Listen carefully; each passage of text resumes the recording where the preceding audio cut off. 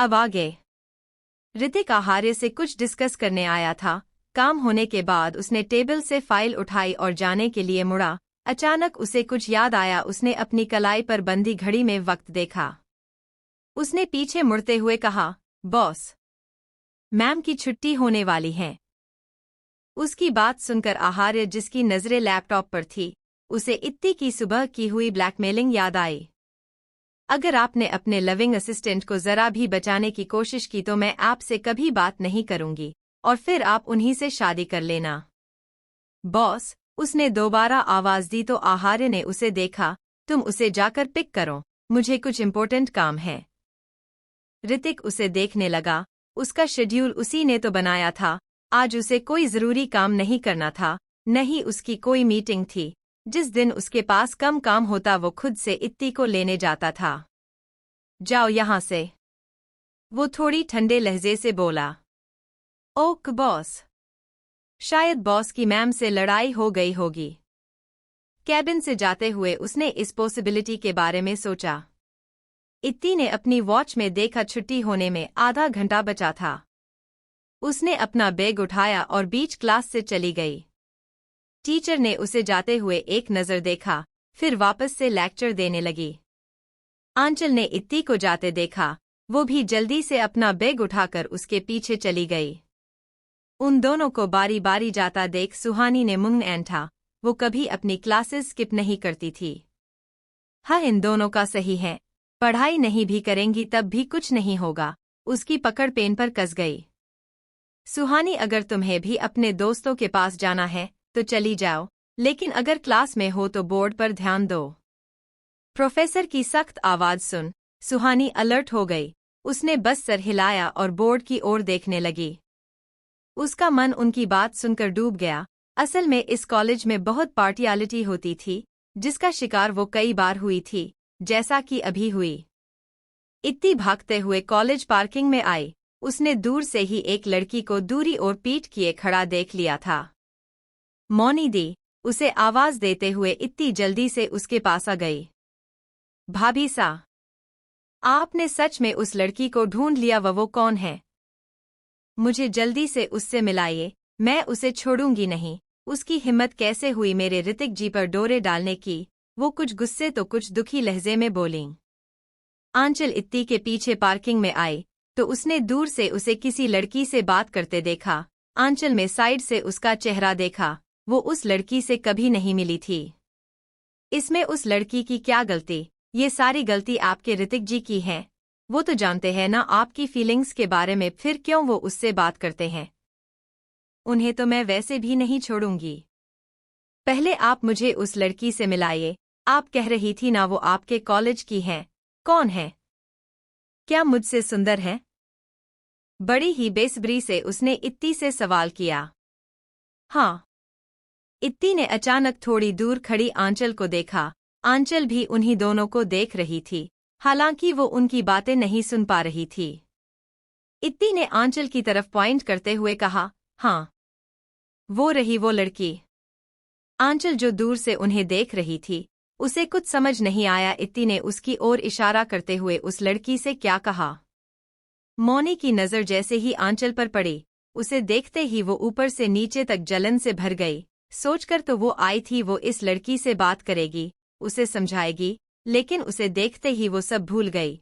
आखिर ये वही लड़की थी जिसे ऋतिक लाइक करता था, वो ऋतिक जिसके प्यार में वो पिछले 8 सालों से पागल थी। मौनी बहुत गुस्से से उसे जानलेवा निगाहों से देखते हुए उसके पास आई। आंचल को ये लड़की कुछ ठीक नहीं लगी। वो एक कदम पीछे लेते हुए बोली, तुम कौन हो? इत्ती, ये। उसने इत्ती को देखा। इत्ती ने ऐसा रिएक्ट किया जैसे उसे जानती ही नहीं हो। मैं कौन हूँ? मैं वही हूँ जिसके होने वाले हस्बैंड से तुम रोज बात करती हो, समझी? मौनी जलन से बोली। पागल हो गई हो क्या? मैं तुम्हारे हस्बैंड से क्यों बात करूंगी? आंचल हैरानी से बोली। ओह रियली, कितनी झूठी हो तुम। क्या तुम रोज रोज मेरे ऋतिक जी से बात नहीं करती? हम। मौनी अपने दांत पीसते हुए बोली। ऋतिक का नाम सुनकर आंचल जैसे स्पीचलेस हो गई। उसे चुप देख जैसे मौनी जल उठी। लिसन, वो मेरे हैं, समझी तुम? तुम्हारी हिम्मत कैसे हुई मौनी सिंह राजपूत के प्यार पर नजर डालने की? I will kill you. Mouni ने उसके बालों को जोर से पकड़ लिया। मौनी को आउट ऑफ कंट्रोल होता देख इतनी जल्दी से उनके पास आते हुए बोली, दी, आपको बस इस लड़की को वार्न करना था, सजा का हकदार तो कोई और है।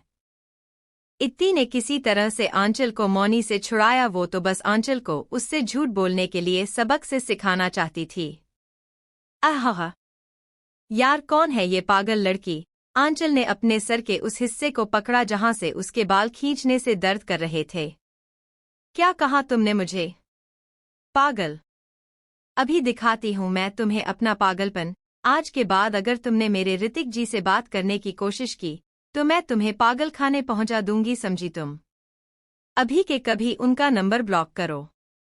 दी, प्लीज काम डाउन। नहीं हो सकती मैं काम डाउन। इतने दिन से मैं इतनी फ्रस्ट्रेट थी, सिर्फ ये जानने के लिए कि वो लड़की कौन है। आप मेरी फीलिंग्स समझिए। अगर भाई सा ऐसे किसी लड़की से बात करते तो आप क्या सुकून से रह पाती? वो बुरी तरह से फ्रस्ट्रेट हो गई। नहीं, बिल्कुल नहीं। ना मैं खुद सुकून से रहती, नहीं उन दोनों को रहने देती। आपने तो इतना सब्र भी किया, मैं तो वो भी नहीं करती। इत्ती ने खुद को ही जवाब दिया। तुम सच में ऋतिक भाई से बात करती हो? क्या तुम दोनों रिलेशनशिप में हो? इत्ती ने आंचल के चेहरे को बुरी तरीके से घूरते हुए जानबूझकर पूछा। हालांकि जवाब तो बेहतर तरीके से जानती थी। आंचल को लगा वह बुरी तरह से फंस चुकी है। अगर उसने हाँ कहकर ऋतिक से बात करने की वजह बताई तो इत्ती उसे नहीं छोड़ेगी, और अगर उसने इत्ती की बात पर हामी भरी। उसने मनी की तरफ डरते हुए देखा और अपना गला तर किया तो यह पागल लड़की उसे नहीं छोड़ेगी। उसकी चुप्पी मौनी को और गुस्सा दिला रही थी। उसमें सब्र नहीं था, आखिर उसकी तकलीफ वो खुद ही समझ सकती थी। आंचल उसके लिए उसकी सौतन थी। उसे लगता था ये वही लड़की है जिसे ऋतिक प्यार करता है, जिसकी वजह से ही ऋतिक उसे अब तक रिजेक्ट करता रहा था। उसने फिर से उसके बालों को पकड़ लिया। दी, इतनी परेशानी से बोली, अब वो क्या करे?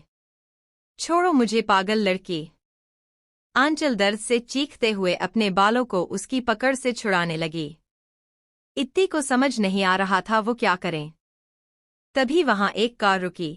उस कार को पहचानते ही इत्ती ने जैसे चैन की सांस ली। ऋतिक ने खिड़की से ही इत्ती की झलक देख ली थी, उसके साथ ही उन दो लड़कियों को लड़ते हुए भी। वो जल्दी से कार से उतरा, उसे लगा कहीं इत्ती किसी मुसीबत में तो नहीं फंस गई। वो जल्दी से इत्ती के पास आया, कुछ कहता उससे पहले ही उसकी नज़र उन दो लड़कियों पर गई। मौनी मैम। लेकिन मौनी तो अलग ही फितूर में थी, उसे ऋतिक की मौजूदगी का कोई एहसास नहीं हुआ। ऋतिक हैरानी से उन्हें देखने लगा तो इत्ती चिढ़ते हुए बोली, अजीब है, आप दोनों को एक दूसरे से अलग कीजिए। आहा, ऋतिक ने एक ही झटके से मौनी को खींचकर आंचल से दूर किया। मौनी मैम, आप ये क्या कर रही हैं? आंचल को जैसे जान आई। इस वक्त उसे मौनी से बहुत डर लग रहा था।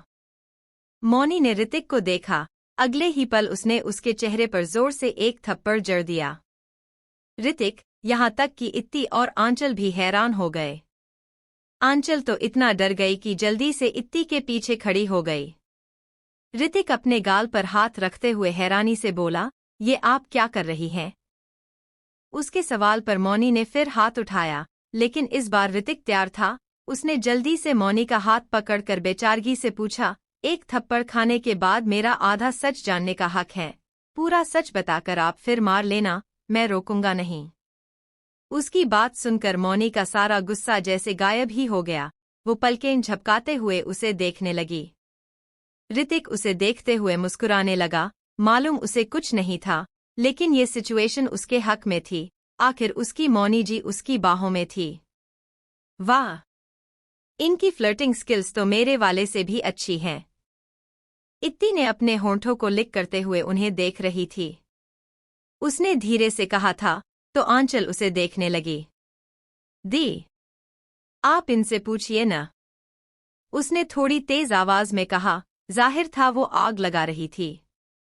उसकी बात से मौनी जैसे हकीकत में लौटी। उसने ऋतिक को जल्दी से खुद से दूर धकेल दिया। ऋतिक एक कदम पीछे होकर संभला, फिर हैरानी से इत्ती तो कभी मौनी को देखने लगा। मौनी जी, उसने इतना ही कहा। ये आपकी गर्लफ्रेंड है न? मौनी आंचल की ओर पॉइंट करते हुए ऋतिक को गुस्से से घूरते हुए बोली। ये बात इतनी अजीब थी कि ऋतिक को समझने में वक्त लगा। आखिर जब समझ आया, उसकी आंखें हैरानी से फैल गया। वो इतना हैरानी था कि एकदम से कुछ कह ही नहीं पाया।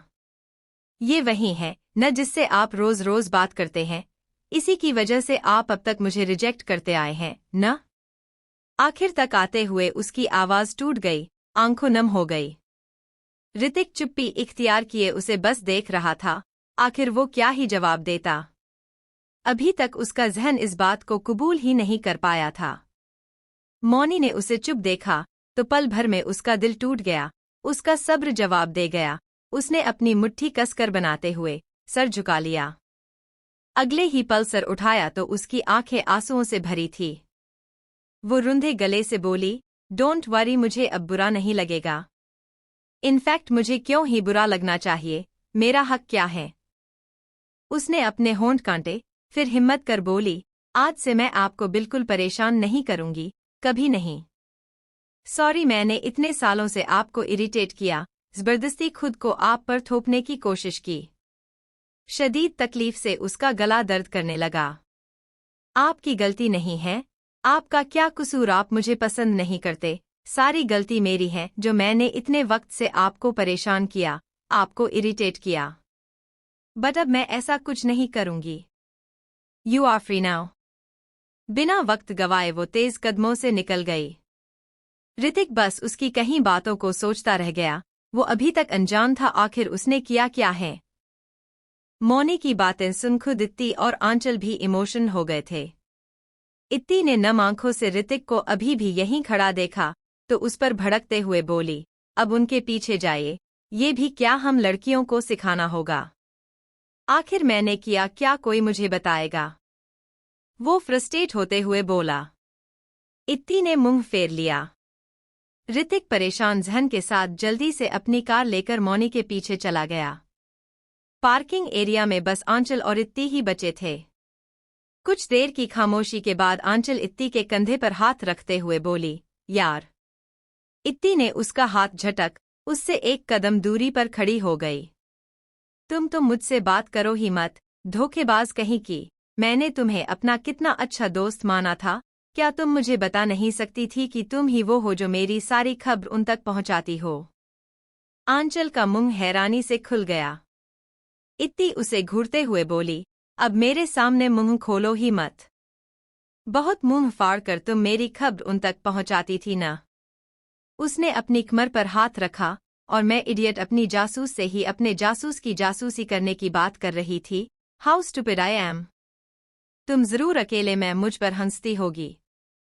यार नहीं, आई एम सॉरी, प्लीज, मैं मिस्टर सिंह के ऑर्डर्स के खिलाफ कैसे जाती? I am really sorry. Anchal उससे रिक्वेस्ट करने लगी, वो उसकी दोस्ती खोना नहीं चाहती थी। इत्ती पार्किंग में इधर उधर देखने लगी। उसे घर जाना था, लेकिन अब वो कैसे जाएगी? अकेले तो वो कभी आती जाती नहीं थी, या ड्राइवर या आहार्य ही उसे लेने छोड़ने आते थे। उसे तो यहाँ तक कि रास्ता भी पता नहीं थी। अब ऋतिक चला गया तो उसे घर कौन ले जाएगा? ये सोचते ही अचानक उसे घबराहट होने लगी। आंचल ने उसे मनाने के लिए बहुत रिक्वेस्ट की, लेकिन इत्ती का कोई रिस्पॉन्स न पाकर वो चुप हो गई। लेकिन अभी वो उसी के साथ खड़ी थी। अब छुट्टी भी हो गई थी। कैंपस से स्टूडेंट्स की भीड़ बाहर आ रही थी। एक के बाद एक अपनी कार लेकर निकल रहे थे। अब मैं घर कैसे जाऊंगी? उसने अपना फोन निकाला और आहार्य को फोन किया, लेकिन अगले ही पल उसने हैरानी से फोन अपने चेहरे के आगे किया। आहार्य का फोन स्विच ऑफ था। उसका फोन तो कभी स्विच ऑफ नहीं रहता था। फोन स्विच ऑफ क्यों है इनका? कोई लेने भी नहीं आया। मैं घर कैसे जाऊंगी? Public transport? उसने अपनी सोच को नकारते हुए कहा, नहीं। किसी एनिमी ने मुझे किडनैप कर लिया तो? आंचल तो बस उसके चेहरे के आते जाते अजीब एक्सप्रेशंस देख रही थी। चलो मैं तुम्हें घर छोड़ देती हूँ, आज तो तुम्हें कोई लेने भी नहीं आया। आज तुम्हें कोई लेने नहीं आया? बड़े दुख की बात है। इत्ती और आंचल आवाज सुनकर पलटी। अनंत की देखते ही इत्ती ने बुरा सा मुंह बनाया। आ गया मेरी मुसीबत बढ़ाने। उसने आंचल को घूरा, अब ये खबर भी उन तक पहुंच जाएगी। यार, रहने दो तुम। उन दोनों को बीच में ही टोकते हुए अनंत ने कहा, तुम्हें कोई लेने नहीं आया, तुम्हारी दोस्त से भी तुम्हारी लड़ाई हो गई, यानी मुझे ही तुम्हें छोड़ना होगा, चलो। लेकिन तुम्हें अपना किराया खुद देना होगा, ठीक है न? इत्ती चिढ़ते हुए बोली, तुम दोनों के साथ जाना कौन चाहता है? मैं खुद चली जाऊंगी। दोनों को बारी बारी घूर वो वहां से चली गई। अच्छा ठीक है, मैं दे दूंगा तुम्हारा किराया, ठीक है। तुम कल मुझे वापस कर देना। अनंत बोलते बोलते उसके पीछे जाने लगा। आंचल इत्ती को ऐसे अकेला नहीं छोड़ सकती थी, वो भी उनके पीछे चली गई। तू क्या बस दूर खड़ा उसे देखता रहता है? उससे बात नहीं करेगा तो उसे तेरी फीलिंग कैसे समझ आएगी? रेवान जो दूर खड़ा कब से इत्ती को देख रहा था, हर रोज की तरह अपने पास से किसी की आवाज सुनकर उसने सर घुमाकर देखा। वो उसका दोस्त विशाल था। वो मुझे नापसंद करती है, मैंने उसकी रैगिंग की थी। रेवान ने एक गहरी सांस ली। तो उसे ऐसे दूर से देखकर क्या मिलता है तुझे? जब तू उसका जवाब जानता है तो सुकून। उसकी प्रेजेंस से ही मैं सब भूल जाता हूँ कि मैं इस वक्त किस दौर से गुजर रहा हूँ, जब सब मुझे देखते ही मेरे बारे में गॉसिप करते हैं कि अब रेवान बिष्ट के स्टैंडर्ड उनसे भी नीचे हैं, तो मुझे उसका वो मोटिवेशन याद आ जाता है। रेवान धीरे से उसकी उस दिन की बातें याद करके हंसा। विशाल कुछ पल कुछ बोल नहीं पाया। आखिर में उसने उसका कंधा थपथपाते हुए कहा, तुझे इनिशिएट लेना चाहिए, ऐसा न हो वो अनंत तेरे कुछ करने से पहले ही उसे इम्प्रेस कर ले। अपनी बात कहकर वो वहां से चला गया। उसकी बात सुनकर रेवान ने कसकर अपने होंठ बंद कर लिए। उसे उसकी ये बात जरा भी पसंद नहीं आई थी। इतनी जल्दी जल्दी चलकर जा रही थी, उसके पीछे ही अनंत और आंचल भी चल रहे थे। अनंत का मुंह एक सेकंड भी बंद नहीं हुआ था, वो कुछ न कुछ कहें ही जा रहा था। इत्ती अचानक 2 कदम पीछे हो गई, उसके पीछे ही अनंत और आंचल भी रुक गए। इत्ती ने डर से अपने सीने पर हाथ रखकर अपनी सामने खड़ी गाड़ी को देखने लगी, जो एकदम से उसके सामने आ रुकी थी। जितने में उसने कार पर गौर किया, उतने में ही फ्रंट सीट का डोर खुला, उसमें से आहार्य बाहर आया। वो लंबे लंबे कदमों से इत्ती के पास आया। तुम यहाँ क्या कर रही हो? कॉलेज के बाहर वेट करना था न? वो डांट इत्ती को रहा था और घूर अनंत को। मैं तो घर जा रही थी, मुझे लगा आप नहीं आएंगे, वो धीरे से बोली। आहार्य ने उसका बैग पकड़ा, फिर उसका हाथ अनंत से नजरें हटाकर वो बिना आगे कुछ कहें उसे कार के पास ले गया। उसने कार का डोर खोला तो जल्दी से कार के अंदर बैठ गई। उसने अपना हाथ आगे किया ताकि आहार्य उसे बैग दे दे, लेकिन आहार्य ने तेज आवाज का साथ डोर बंद कर दिया। उसकी हरकत पर इतनी डर कर थोड़ा पीछे की ओर झुक गई। आंचल और अनंत थोड़ी दूरी पर खड़े उन्हें देख रहे थे।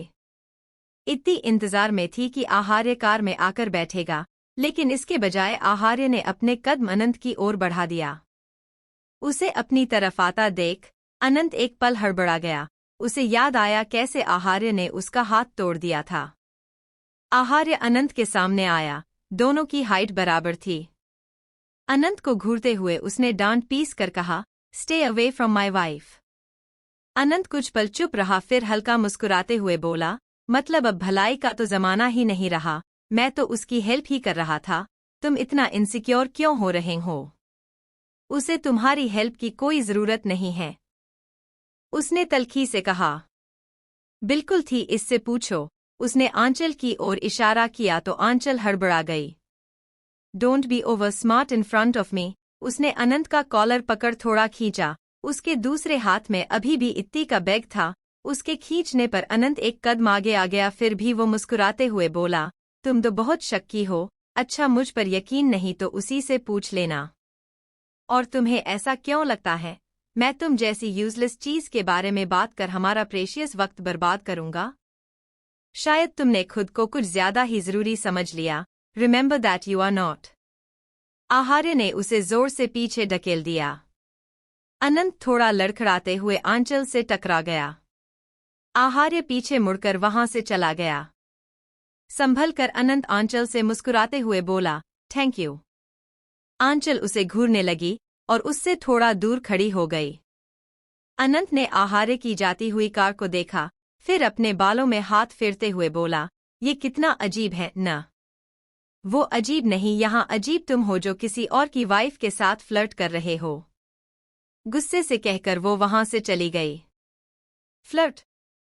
अभी तक तो मैंने कुछ किया भी नहीं, तब इतना गुस्सा जैसे मैंने तुम्हारी वाइफ को तुमसे छीन लिया हो। अगर तुम ऐसे ही मेरी मदद करने से इनकार करते रहें तो मुझे न चाहते हुए भी करना पड़ेगा। और जब करूंगा तब क्या रिएक्शन होगा तुम्हारा? उसने अपने पैंट की पॉकेट से मास्क निकालकर पहन लिया, फिर एक नज़र चारों तरफ देखा। अगले ही पल वहां एक बस आकर रुकी। अब वो सड़क खाली थी। मैंने आपको कॉल किया था, बट आपका फोन स्विच ऑफ आ रहा था। काफी देर की खामोशी से इरिटेट होकर उसने कहा।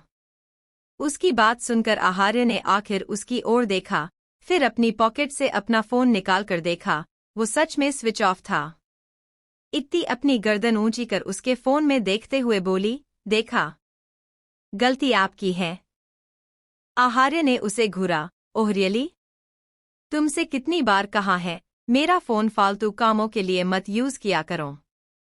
उसकी बात सुन इत्ती को एकदम से याद आया, वो सुबह और बाद में कॉलेज आते वक्त कार में भी उसका फोन में ऐसे ही वीडियो स्क्रॉल कर रही थी। उसने अपनी जीभ काटी। आहा, तो आप चार्ज नहीं कर सकते थे? मैं तुम्हारी तरह फोन एडिक्ट नहीं हूँ, जो पूरा वक्त सिर्फ फोन ही लिए बैठा रहूं। तुम्हें अच्छे से पता है, मैं सिर्फ एक बार ही अपना फोन चार्ज करता हूँ। उसने काफी उखड़कर कहा। उसकी डांट सुनकर इत्ती कुछ पल चुप हो गई। वो भी समझ रही थी गुस्सा होने की वजह तो कुछ और ही थी। आहार्य वापस खामोशी से कार ड्राइव करने लगा। चेहरा उसका अभी भी उखड़ा हुआ था।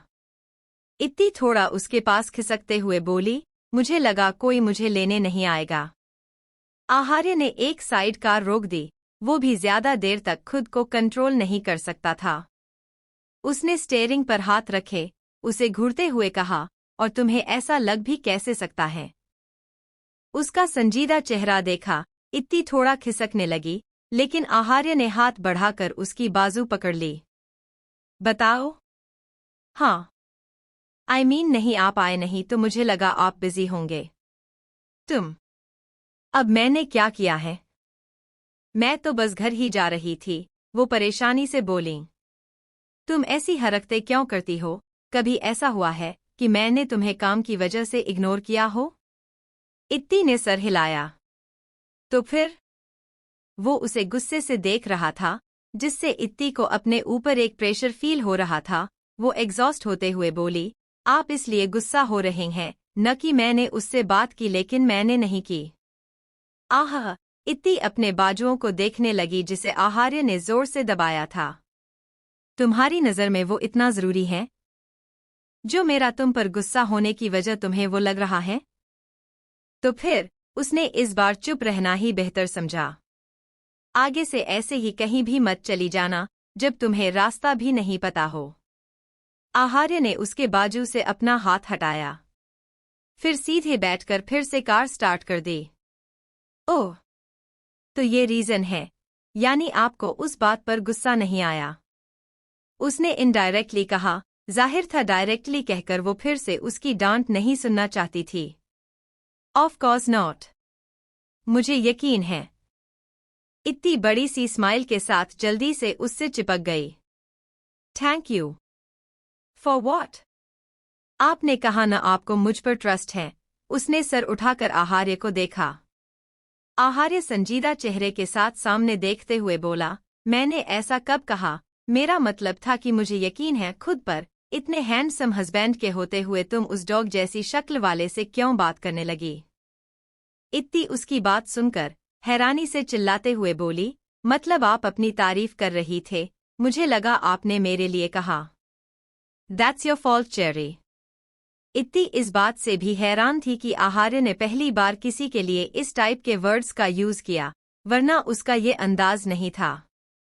यानी उसे जलन हो रही थी। ये सोचते ही वो हंसने लगी। क्या हुआ? आप जेलस हैं? उसने आहार्य के गाल खींच। हाँ हूँ। आपने इतनी आसानी से एक्सेप्ट कर लिया, मैं तो कभी न करती। बिल्कुल वैसे ही न जैसे तुम अपनी गलतियां एक्सेप्ट नहीं करती। कार चलाइए, ठीक है? वो चिढ़ते हुए बोली। एक बड़े से पहाड़ के एकदम ऊपरी हिस्से पर दो कार एक दूसरे के सामने खड़ी थी। मौनी अपनी कार से लीन होकर अपने हाथ बांधे खड़ी कहीं दूर देख रही थी। ऋतिक उसके सामने खड़ा उसे उम्मीद से देख रहा था। अब तो मैंने आपको सब बता दिया ना? प्लीज कुछ बोलिए। ट्रस्ट मी, मैं तो बस बॉस के ऑर्डर्स फॉलो कर रहा था, मुझे कोई मतलब नहीं उस लड़की है। उसने एक बार फिर परेशानी से कहा। मौनी ने उसकी ओर चेहरा किया, उसकी आंखें लाल थी। ओक्का, आप बस अपनी रिस्पॉन्सिबिलिटी निभाइए। वो वहां से जाने लगी तो ऋतिक ने जल्दी से उसका हाथ पकड़ लिया। प्लीज अब ये सब सॉल्व करते हैं ना? मैंने तो अब अपने दिल की बात भी कह दी। हम्म, सुना मैंने that you love me. Sir झुकाकर वो सुबकने लगी। मौनी जी। बट उससे क्या? कुछ हो जाएगा। आपने कहा यू लव मी हमेशा से and I also love you हमेशा से। तो अब क्या कोई फ्यूचर तो है नहीं? आपको बस अपने बॉस के लिए अपनी लॉयल्टी निभानी है। एट द एंड मैं ही हर्ट होती हूँ। ऋतिक ने सर झुका लिया। मौनी उसे खुद से दूर धकेलते हुए बोली, मैंने इतने वक्त से सब्र किया, इतनी बार आपकी रिजेक्शन खुशी खुशी सही, जबकि ये मेरी पर्सनैलिटी थी नहीं। मैं बेशर्मों की तरह बार बार आपसे अपने दिल की बात कहती रही, that I love you. I love you. हमारा हल्का सा भी आई कांटेक्ट हो जाता था न, मैं पूरा दिन रात सोच सोच कर मुस्कुराती रहती थी। आपके रिजेक्शन को मैंने आपके बिना कहे समझा। जब मुझे गलतफहमी हुई थी कि आपका उस लड़की से बात करते हैं, आप दोनों के बीच में कुछ। उसने अपना हाथों से ढक लिया और तेज तेज रोने लगी। मैं दिखती नॉर्मल थी, बट मुझे सांस नहीं आती थी। मैं कहती नहीं, इसका मतलब ये नहीं मुझे बुरा नहीं लगता, बहुत लगता था। रात रात भर मैं व्हाट्सएप खोल कर बैठी रहती थी, सोचती आप उससे क्या अब भी बात कर रहे होंगे। कितनी बेसुकून रातें थी वो। ऋतिक सर झुकाए उसकी बातें सुन रहा था। सच में आज उसकी बातें सुनने के बाद उसे अंदर तक एहसास हो रहा था, वो कहती नहीं थी लेकिन उसे भी बुरा लगता था। मौनी ने अपना रोना काबू किया, but now it's enough. I am done. उसके कहते ही ऋतिक को लगा उसकी जिंदगी थम सी गई हो। अब मैं कभी आपके पीछे नहीं पड़ूंगी। इट्स नॉट ईजी, थोड़ी तकलीफ नहीं, बहुत तकलीफ होगी, बट अब नहीं, बस बहुत खुद को गिरा लिया। उसने बेहद तकलीफ से कहा। मौनी ने कार का दरवाजा खोला। अभी भी वो रो ही रही थी, लेकिन अब वो भी थक चुकी थी। ऋतिक को लगा कुछ छूट रहा है। मौनी का दिल चाहा पलटकर उसे देखे, लेकिन उसने खुद को काबू किया। वो कार में बैठती कि ऋतिक जल्दी से उसे पीछे से गले लगाते हुए तकलीफ से बोला, प्लीज नहीं, आई कांट बियर इट, मुझे सांस नहीं आ रही। I can't afford to lose you. It's enough now, Mouni ने तड़प कर रोते हुए कहा। उससे अब सहन नहीं कर सकती थी। Yes, it's enough from my side. इसी वक्त से आप जो चाहेंगी वही होगा। मुझे पनिश कीजिए, do whatever you wants to do, but I beg you please मुझ पर गिव अप मत कीजिए। मौनी ने अपनी आंखें बंद कर ली। शादी कर लेते हैं अभी इसी वक्त। उसने जितनी देर में अपनी पूरी आंखें खोली, उतनी ही जल्दी ऋतिक ने जवाब दिया, हम चलिए शादी करते हैं। आज सिंह पैलेस में अजीब सा माहौल था। सभी लिविंग हॉल में मौजूद थे। जो नहीं था उन्हें भी बुलाया गया था, सिवाय आकाश और आहार्य के। सबके मन में अलग अलग बातें चल रही थी, लेकिन इस वक्त सब अजीब से माहौल की वजह को बिना कुछ कहे घूर रहे थे। मौनी और ऋतिक सबके सामने खड़े थे। दोनों के गले में माला थी। मौनी के सर पर लाल चुन्नी और मांग में सिंदूर और गले में मंगलसूत्र था। यकीनन उन्होंने शादी कर ली थी। मौनी ने बारी बारी सबको देखकर फिर से कहा, अब आप सब कुछ बोलिए तो सही, हाँ? ना? कुछ भी आपको ये रिश्ता मंजूर है या नहीं? तुम में थोड़ी भी शर्म बाकी है, सुकन्या सिंह ने चिढ़ते हुए कहा। शादी ही की है, कौन सा किसी को प्रेग्नेंट कर दिया मैंने, उसने धीरे से कहा। उसका जवाब सुनकर सुकन्या सिंह को आग सी लग गई। तुमने ऐसा क्यों किया? एटलीस्ट तुम्हें हमें बताना तो चाहिए था, हम कौन सा मना करते, तुमने ऐसे ही इतना बड़ा फैसला ले लिया। तेजस्वी जी दुखी होते हुए बोली। मौनी उनके पास आते हुए बोली, दादी सा कैसे बताती? It's so complicated. बताया ये जाता है कि हम दोनों एक दूसरे से प्यार करते हैं, बट मेरे केस में मुझे तो पता ही नहीं था कि ये मुझसे प्यार करते हैं। मुझे जैसे ही पता चला मैंने जल्दी से शादी कर ली, क्या पता अगले दिन पलट जाते तो? उसने सर घुमाकर ऋतिक को देखा, जो उसकी बात सुनकर एम्बरेस हो गया था। तेज सिंह जी ऋतिक को घूरते हुए बोली, हमें आपसे ये उम्मीद नहीं थी। ऋतिक की मुट्ठी कस गई। उनकी आवाज सख्त थी, जिससे सब सीरियस हो गए। ऋतिक कोई जवाब देता उससे पहले ही आहार्य सीढ़ियों से नीचे आया। इस वक्त वो कैजुअल्स में था। वो सबसे पास आते हुए बोला, मैंने ही उसे ये आइडिया दिया था। आहार्य की बात किसी हैरानी से कम नहीं थी। वो इत्ती के पास आकर बैठ गया। शॉक्ड तो इत्ती भी थी, उसे ऐसा कुछ क्यों नहीं मालूम था। क्या मतलब है आपका? तेज सिंह जी ने हैरानी से पूछा। वो सब जरूरी नहीं, जरूरी ये है कि अब इनकी शादी हो गई तो आप इसे एक्सेप्ट कर ले, उससे बेहतर मौनी के लिए कोई नहीं होगा, उसने सीधे लफ्जों में कहा। ऋतिक को यकीन नहीं था आहार्य ने उसकी तारीफ की। मौनी का दिल भी गर्माहट से भर गया। न सिर्फ आज आहार्य ने डायरेक्टली उसका नाम लिया बल्कि उसका सपोर्ट भी किया। ठीक है, अब क्या कर सकते हैं, आकाश की शादी के साथ इन दोनों की भी शादी होगी। तेज सिंह के फैसले से माहौल हल्का हो गया। सबसे ज्यादा खुश थी तो मौनी, उसका सालों पुराना सपना जो पूरा हो गया था। उसने मुस्कुराते हुए ऋतिक को देखा। ऋतिक ने भी उसी पल उसे, यकीन तो उसे भी नहीं हो रहा था।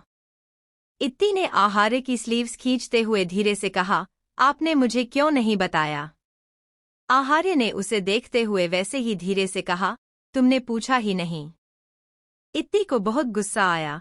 मैं देख लूंगी आपको, मेरी सारी बातें जाकर आप खुद मुझसे बातें छुपाते हैं। उसने आहार्य से नजरें फेर ली। आहार्य ने धीरे से उसके कान में कहा, तुमने अभी तो कहाँ देख लूंगी, अब नजरें फेर ली, अपनी बातों पर तो कायम रहो। मानसी ने जल्दी से सबका मुंह मीठा किया। अच्छा अब जल्दी जल्दी आप लोग विदाई की रस्म कीजिए, ऑलरेडी इतनी रात हो गई। गौरी आंटी भी तो घर पर अकेली होंगी, मौनी उठते हुए बोली। उसकी बात सुनकर तेजस्वी जी उसे घूरते हुए बोली, क्या मतलब है तुम्हारा? तुम कहाँ जा रही हो? ओफो दादी सा, आप इतनी जल्दी भूल गई, मेरी शादी हो गई है, मुझे अपने ससुराल जाना होगा ना। ये मौनी जी कुछ बोलने से पहले कब सोचना सीखेंगी, ऋतिक ने परेशानी से मन ही मन सोचा। साक्षी सिंह उसे वापस सोफे पर बैठाते हुए बोली, बाबा सा ने कहा न तुम्हारी शादी आकाश के साथ होगी। हाँ तो? साक्षी सिंह अपनी बेटी की इस बोल्डनेस पर स्पीचलेस रह गई। तेजस्वी जी उनकी बात को पूरा करते हुए बोली, तब ही तुम्हारी विदाई होगी, तब तक तुम यहीं रहोगी। मौनी के फेस पर ऐसे एक्सप्रेशंस थे जैसे उसके साथ नाइंसाफी हो रही थी। उसने ऋतिक को देखा तो ऋतिक जल्दी से उठते हुए बोला, अब मुझे चलना चाहिए, अम्मा वेट कर रही होंगी, उन्हें इस बारे में बताने भी हैं। इतना बोलकर ऋतिक ने एक नजर आहार्य को देखा, फिर वहां से चला गया। मौनी उसे जाते हुए देख रही थी। कैसा बेकार हस्बैंड है मेरा, बिना बीवी को लिए चला गया, माफ नहीं करूंगी मैं। वो एकटक उस ओर देख रही थी जिस तरफ ऋतिक गया था। मानसी उसके कंधे पर मारते हुए बोली, रूम में चलते हैं। उसने इत्ती को देखते हुए कहा, भाभी सा चलिए ना। फिर वो मौनी को खींच कर वहां से ले गई। इत्ती उठने को हुई तो आहार्य ने उसका हाथ पकड़ धीरे से कहा, जल्दी आ जाना, वरना। हाँ पता है मुझे, वरना उस दिन की तरह आप खुद आ जाएंगे। My wife is so intelligent. इत्ती अपना हाथ छुड़ा कर वहां से उठकर चली गई। उसने जाने के बाद आहार्य भी वहां नहीं रुका। आजकल के बच्चे भी न तेज सिंह जी ने अफसोस से कहा। धीरे धीरे सब वहां से उठकर चले गए। रूम में जाते ही मौनी भड़कते हुए बोली, कितना बेकार हस्बैंड है, मैं छोड़ूंगी नहीं उन्हें। उसने पॉकेट से अपना फोन निकाला ताकि वो ऋतिक को फोन कर सकें। इत्ती ने उसके हाथ से फोन छीनते हुए कहा, हाँ, मत छोड़ना, पहले हमारे क्वेश्चन का आंसर दीजिए। हाँ, तुम आर्या पार करने के मकसद से गई थी, सीधा शादी कराई, बड़ी तेज हो। मानसी उसे लेकर बेड पर बैठ गई।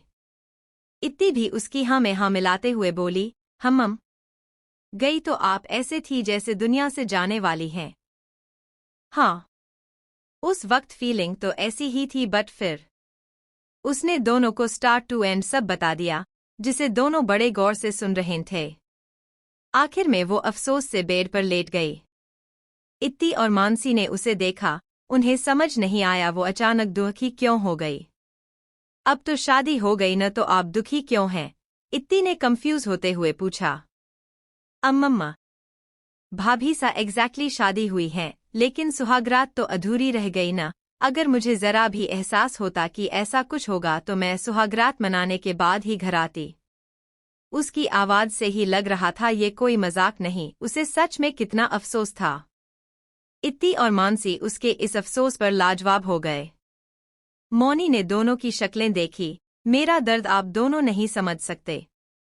उसने मानसी को देखा, तुम्हारा बॉयफ्रेंड है, लेकिन शादी नहीं हुई तो तुम नहीं समझ सकती। फिर इत्ती को, और आपने भले हमें बताया नहीं, but I am damn sure आपकी फर्स्ट नाइट बहुत रोमांटिक होगी। इनफैक्ट आपका मन करे तो आप अभी भी जाकर एंजॉय कर सकती हैं, बट मैं सिर्फ अपने हस्बैंड को कॉस सकती हूँ। इत्ती अचानक ही जल्दी से खड़ी हुई। मौनी को लगा उसकी बात पर वो शर्मा गई थी। आई थिंक मेरे पीरियड्स आ गए, उफ फाइनली, इत्ती हड़बड़ाते हुए बोली। इत्ती जल्दी से वहां से जाने लगी। वो गेट तक पहुंची ही थी कि मौनी उसे रोकते हुए बोली, अच्छा आप उनसे पूछना कि उन्होंने ऐसा क्यों कहा कि ये आइडिया मैंने ही दिया था, प्लीज। इत्ती ने सर घुमाया, हाँ, वो तो मैं वैसे भी पूछती। वो जल्दी से भाग गई। जब वो रूम में आई तो आहार्य वहां नहीं था। उसने ज्यादा ध्यान नहीं दिया और वॉशरूम में चली गई। हम ये तो सच में आ गए, उसने खुद से कहा, और ऊपर शेल्फ की ओर देखा। भले ही यहाँ रहते उसे पहली बार पीरियड्स आए थे, लेकिन आहार्य ने सब पहले ही अरेंज कर किया हुआ था। उसे जहां तक याद था, पैड यहीं थे। उसने शेल्फ तक पहुंचने की कोशिश की जो सच में उसकी पहुंच से बहुत ऊपर था। उसने अपने पेट पर हाथ रखा, उसे हल्का दर्द महसूस हो रहा था, साथ में झुंझलाहट सी महसूस हो रही थी। इतना ऊपर रखने की क्या जरूरत थी, जब पता है मैं कितनी छोटी सी हूं, जरूर जानबूझकर किया होगा। बड़बड़ाते हुए वो आहार्य को बुलाने जाने लगी। वो अभी गेट तक ही पहुंची थी कि उसके दिमाग में एक ख्याल आया। कुछ सोचते हुए वो बहुत एक्साइटेड हो गई, कितना मजा आएगा। फिर वो रूम से एक स्टूल लेकर आई और उस पर चढ़कर उसने शेल्फ से पैड का पैकेट उतारा। कुछ ही देर में वो फ्रेश होकर वॉशरूम से बाहर आई। उसने मिरर में खुद को देखते हुए अपने बाल खोल लिए, उसकी आंखें शरारत से चमक रही थी। उसे पता था आहार्य स्टडी में होगा। वो रूम के सीक्रेट डोर से ही स्टडी में गई, जैसे वो हमेशा जाती थी। डोर खुलने की आवाज सुनकर आहार्य ने एक नज़र उस ओर देखा। हमेशा की तरह वैसे तो उसे पता था कौन होगा, लेकिन ये उसकी आदत थी, वो इत्ती की प्रेजेंस को इग्नोर नहीं कर पाता था। जबकि कुछ ही सेकंड पहले वो किसी फाइल को लेकर काफी इरिटेटेड था और उसमें पूरी तरह से डूबा हुआ था। उसने वापस अपना ध्यान अपने काम पर लगा दिया। इत्ती उसके पास आई, फिर सीधा उसकी गोद में बैठ गई। उसके ऐसा करने से आहार्य की नजरें टेबल पर रखें लैपटॉप स्क्रीन से ब्लॉक हो गई। उसने इत्ती को ठीक से एडजस्ट किया और इंटर बटन पर क्लिक करते हुए बोला, अगर तुम मुझसे लड़ने आई हो तो हम बाद में लड़ेंगे। इत्ती ने उसके चेहरा पकड़कर नीचे अपने चेहरे के करीब किया। आप मेरे बारे में ऐसा सोचते हैं? मैं तो यहाँ इसलिए आई क्योंकि मुझे आपकी याद आ रही थी, वो हल्के से मुस्कुराते हुए बोली। आहार्य ने हल्का झुककर उसके फॉरहेड पर किस किया, फिर उसका सर अपनी चेस्ट पर रखते हुए बोला, थैंक यू। धीरे धीरे उसके बालों में हाथ चलाते हुए वो दूसरे हाथ से अपना काम करने लगा। इतनी कुछ देर ऐसे ही रही। स्टडी एकदम खामोश थी, बस दोनों की हल्की सांसें और थोड़ी थोड़ी देर में लैपटॉप की कीज की आवाजें आ रही थी। इत्ती ने अपनी गर्दन ऊंची की और आहार्य की गर्दन को लिक करने लगी। आहार्य चौंक गया। ये क्या कर रही हो तुम? इत्ती उससे दूर हुए और उसके चेहरे के एकदम नजदीक जाते हुए बोली, मैं क्या कर रही हूं? उसने इनोसेंटली कहा। ओ अच्छा, इसकी बात कर रहे हैं। उसकी गर्दन पर अपने हाथ लपेट वो उसकी गर्दन पर झुककर इस बार उसे किस करने लगीं। आहार्य ने उसे थोड़ा दूर किया और अजीब सी आवाज में बोला, ऐसा मत करो, तुम जानती हो ना। हाँ, मैं जानती हूं, ये आपका सेंसिटिव पॉइंट है। इत्ती ने छोटे हाथों से उसका चेहरा पकड़ा। आहार्य उसे घूरते हुए बोला, फिर भी? उसकी धीमी सांसों से पता चल रहा था वो किस कश्मकश में था। इत्ती उसके कान के पास झुककर धीरे से बोली, फिर ये कि अपनी कमजोरियां किसी को नहीं बतानी चाहिए। उसने आहार्य के कान को बाइट किया, फिर उसके चेहरे के सामने आकर उसके होंठों के नजदीक आई। कुछ करने से पहले उसने आहार्य के हाथ पकड़कर अपनी कमर पर रखा। आहार्य अपना सर सोफे पर टिकाते हुए गहरी फंसी हुई आवाज में बोला, अचानक क्या हुआ है तुम्हें? उसके चेहरे की बेताबी को देख इत्ती एक्साइटेड हो गई। मुझे क्या हुआ? आपसे प्यार हुआ, बहुत सारा। I love you so much. इत्ती उसके चेहरे पर झुकी और बारी बारी उसने आहार्य के दोनों आंखों को चूमा। आहार्य की पकड़ उसकी कमर पर कस गई। वो जो जरूरी काम कर रहा था सब भूल गया। अब उसके पूरे वजूद पर सिर्फ एक शख्स छाया हुआ था। उसने बेताब होते हुए जल्दी से इत्ती को पलटकर सोफे पर लेटाया और उसे डेस्परेटली किस करने लगा। उसके हाथ इत्ती की कमर पर रफली चल रहे थे। इत्ती भी आंखें बंद किया उसका साथ देने लगी। इधर मौनी बार बार ऋतिक को फोन कर रही थी, लेकिन ऋतिक ने उसकी एक भी कॉल रिसीव नहीं की थी। मौनी जो उससे वैसे ही नाराज थी, अब उसे और ज्यादा गुस्सा आ रहा था। उसने गुस्से से खिड़की के बाहर चांद को देखा और फिर नजर घुमाकर मानसी को जो सो चुकी थी। कुछ वक्त पहले वो हंस हंस कर अयान से बात कर रही थी, जिससे मौनी को बहुत जलन हो रही थी। चलो सुहागरात न सही, लेकिन क्या रोमांटिक कॉल भी नहीं है मेरी किस्मत में? वो खड़ी खड़ी अपनी किस्मत को तो कभी ऋतिक को कोस रही थी। नहीं, मैं ये स्पेशल टाइम ऐसे ही वेस्ट नहीं जाने दूंगी। उसने चुपके से ड्रॉअर से अपनी कार की कीज निकाली और दबे पाव रूम से चली गई। तुम कुछ कहना चाहते हो? गौरी जी ने अचानक पूछा। ऋतिक जो पानी पी रहा था उसे धसका लगा। कहना तो वो चाहता था, लेकिन हिचकिचा रहा था। उसे डर था कहीं गौरी जी उसे मारने न लगें। गौरी जी उसकी पीठ सहलाते हुए बोली, बुड़बक, तुमसे एक काम ठीक से नहीं होता, न शादी होती है तुमसे। उनकी आखिरी बात सुनकर वो और बुरी तरह से खांसने लगा। गौरी जी ने उसकी पीठ पर तेजी से पंच करते हुए कहा, हाँ, जानते हैं नहीं करनी तुम्हें शादी। अब तो हमने भी उम्मीद छोड़ दी, लड़की देखनी भी बंद कर दी। उन्होंने गुस्से से ऋतिक की पीठ पर एक बार और पंच किया। बुड़बक कहीं का, वो बड़बड़ाते हुए डाइनिंग एरिया से चली गई। अम्मा, आपकी ये इच्छा हमने पूरी कर दी, लेकिन आपसे कहें कैसे? हमें डर है कि ये सुनते ही आप हमें मारने न लगें। लेकिन कहना तो होगा, कल सुबह ही बात करते हैं। अपना डिनर जल्दी से फिनिश कर वो रूम में वैसे ही उस पर कोई कूद गया। आहार्य ने इत्ती के होंठों को छोड़कर उसे देखा। इत्ती का चेहरा लाल हो गया था, उसके खुले बाल भी बुरी तरीके से बिखर गए थे, कुछ उसके चेहरे पर चिपक। वो अपनी सांसों को संभालते हुए उसे देख रही थी। आहार्य को अब कंट्रोल करना मुश्किल था।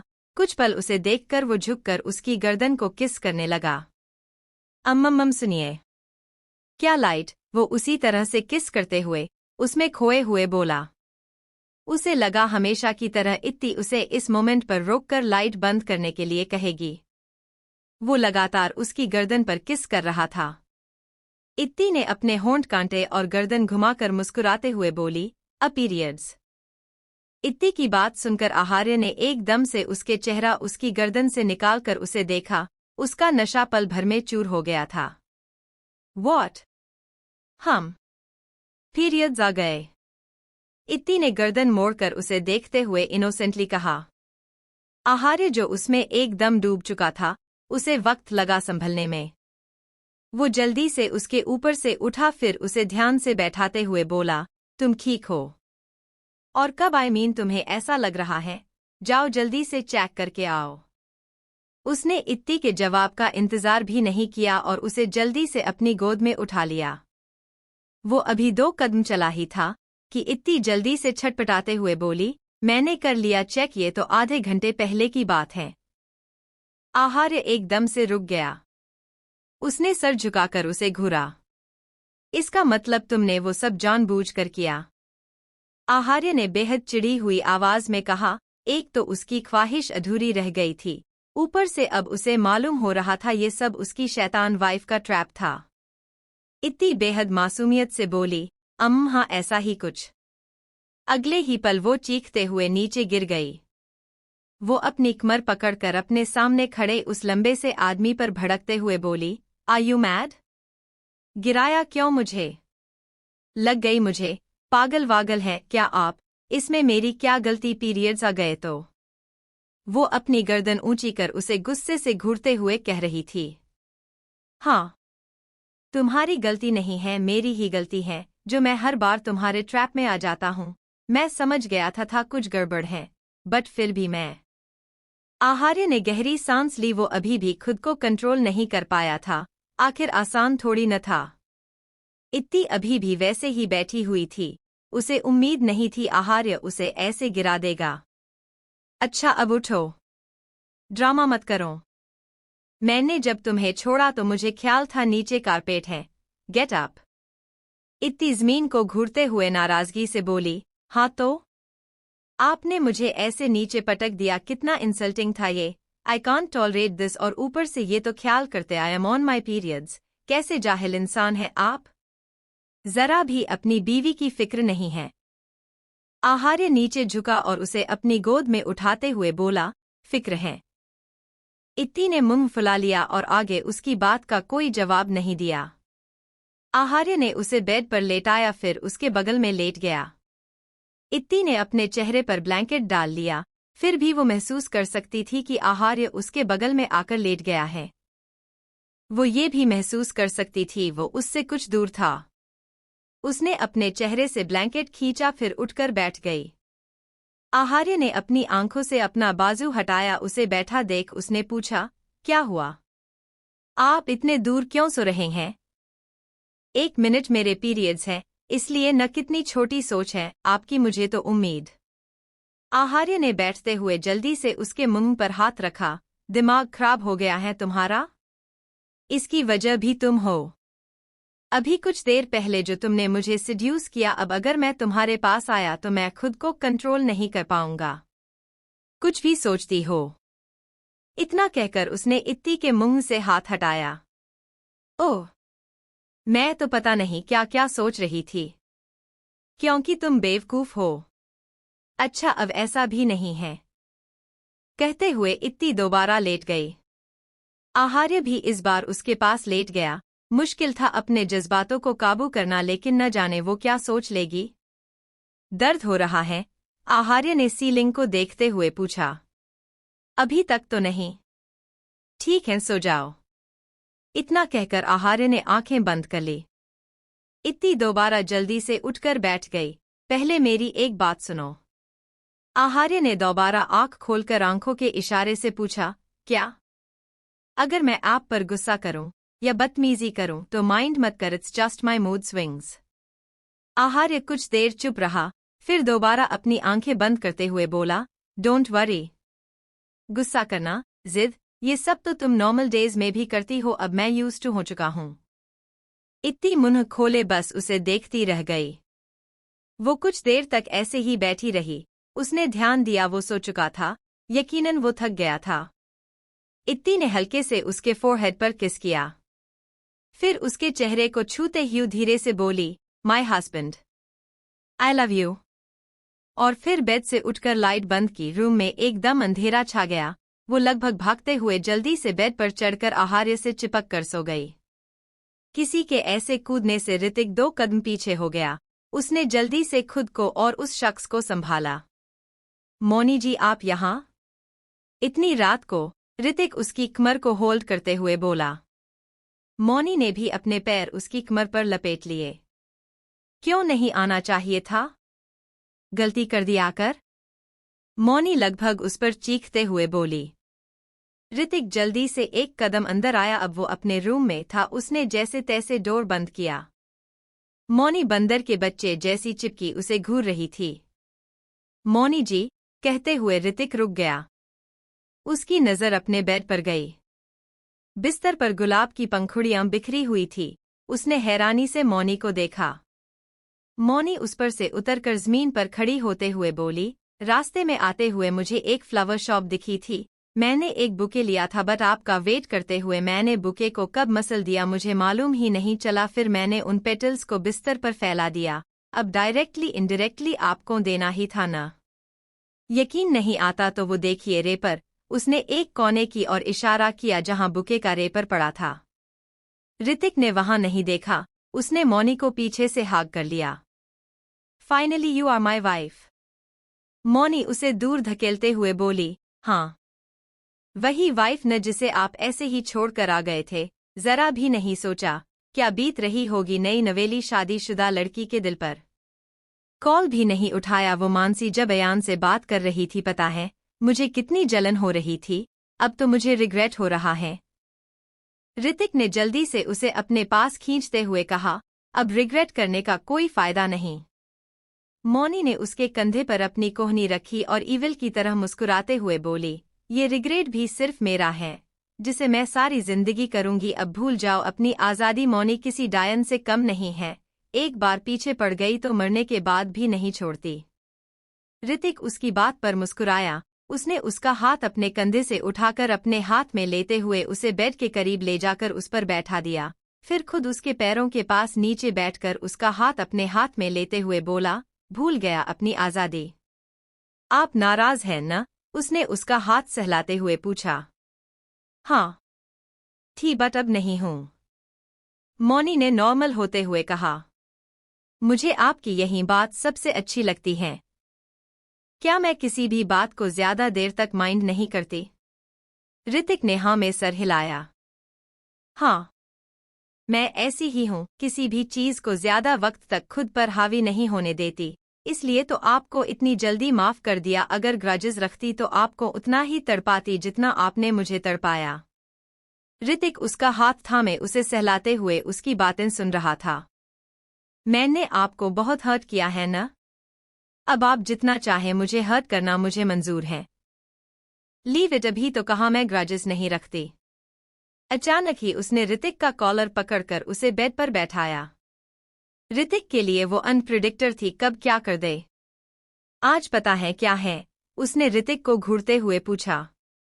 क्या? ऋतिक नासमझी से बोला। आज हमारी सुहागरात है। मौनी ने गुस्से से कहा। तो अब? मौनी ने उसे धक्का दिया जिससे ऋतिक बेड पर लेट गया। वो उसके पास लेटते हुए बोली, क्या अब? पता है मैं कितनी एक्साइटेड थी हमारी फर्स्ट नाइट के लिए। उसकी बात सुनकर ऋतिक ने अपना थूक निगला। उसे पता था मौनी बोल्ड है, लेकिन इतनी? वो खुद फर्स्ट नाइट सुनकर नर्वस फील कर रहा था। आखिर वो अब तक सिंगल था, न उसकी कोई गर्लफ्रेंड थी। हाँ, मौनी उसका प्यार थी जिसे वो दूर से देखा करता था। फिर अचानक शादी। मौनी ने उसके एक्सप्रेशन देखे तो उठकर बैठ गई। रिलैक्स, कुछ नहीं कर रही मैं। मुंह बंद कर लीजिए। आपको देखकर तो ऐसा लग रहा है जैसे आपको डर है मैं आपका रेप न कर दूं। ऋतिक ने जल्दी से सर हिलाते हुए कहा, ऐसी बात नहीं है। Leave it. ये मत सोचना मैं डिस्परेट हूं। मैं बस अपना हक मांग रही थी। क्या इसमें कुछ गलत है? वो ऋतिक पर झुकते हुए बोली। ऋतिक ने जल्दी जल्दी न में सर हिलाकर उसकी बात पर हामी भरी। ओके बाय, अब मैं जा रही हूं। वो उठी तो ऋतिक जल्दी से उसका हाथ पकड़ते हुए बोला, लेकिन क्यों? क्या मतलब क्यों? अब विदा करा कर तो लाए, नहीं तो जाना तो पड़ेगा ना, उसने ताना मारा। ऋतिक बेड से खड़ा होते हुए बोला, आप अकेली नहीं जाएंगी, मैं छोड़ देता हूँ। नहीं, मैंने कहा ना, अब आप मेरी वाइफ है, मेरी रिस्पॉन्सिबिलिटी। ऋतिक ने उसकी बात बीच में काट दी। बट मुझे एक किस चाहिए, आखिर मैं वाइफ हूं आपकी। मौनी उसके नजदीक आई। ऋतिक ने उसे अपने करीब किया। डन। अगले ही पल उसने मौनी के होंठों पर अपने होंठ रख दिए। मौनी को उसकी अचानक से हरकत की उम्मीद नहीं थी।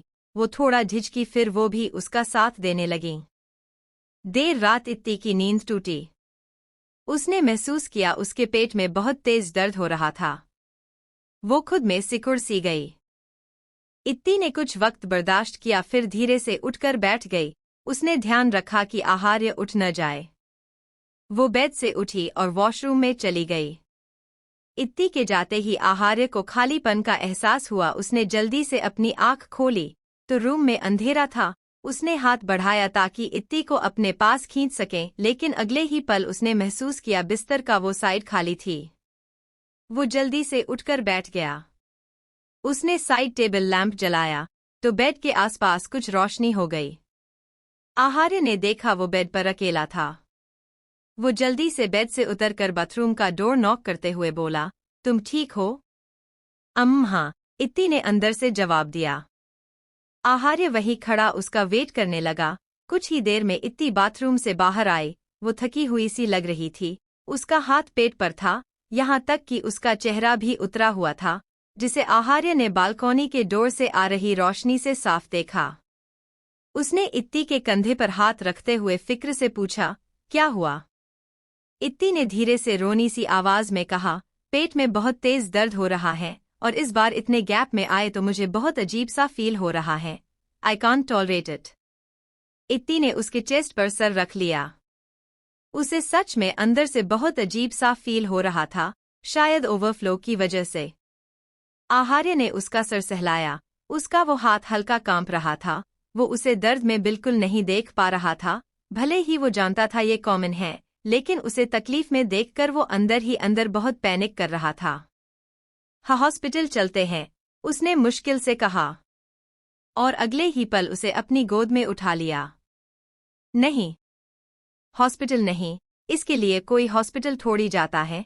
आप गर्म पानी करके वाटर बैग में ले आओ, उससे ठीक हो जाएगा। उसने दर्द से सिमटते हुए कहा। अच्छा ठीक है, मैं लेकर आ रहा हूँ, तुम रेस्ट करो। आहार्य ने उससे ज्यादा बहस नहीं की। वो नहीं चाहता था वो गुस्सा हो जाए जिससे उसे और तकलीफ हो। उसने इत्ती को नीचे उतारा तो इत्ती जल्दी से उसका हाथ पकड़ते हुए बोली, मैं भी चलूंगी, अकेले मुझे डर लगेगा। आहार्य ने उसे दोबारा उठाना चाहा तो इत्ती उसे मना करते हुए बोली, नहीं, मैं चल सकती हूँ। किचन में इत्ती एक दीवार से टिककर खड़ी थी।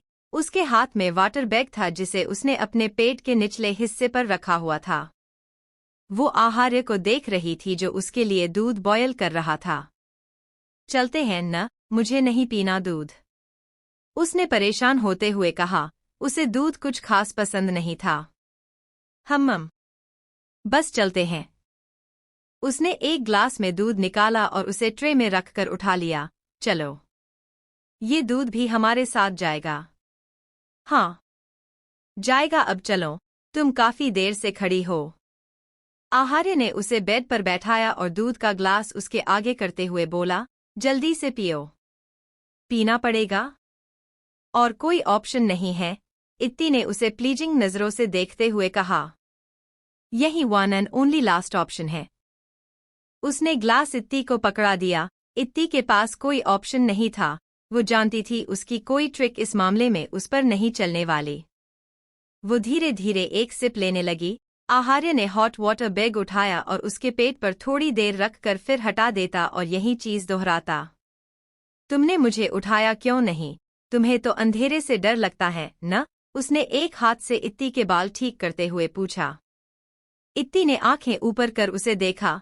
हाँ, बट उस वक्त मैंने दर्द में इतना सोचा नहीं तो नहीं लगा डर।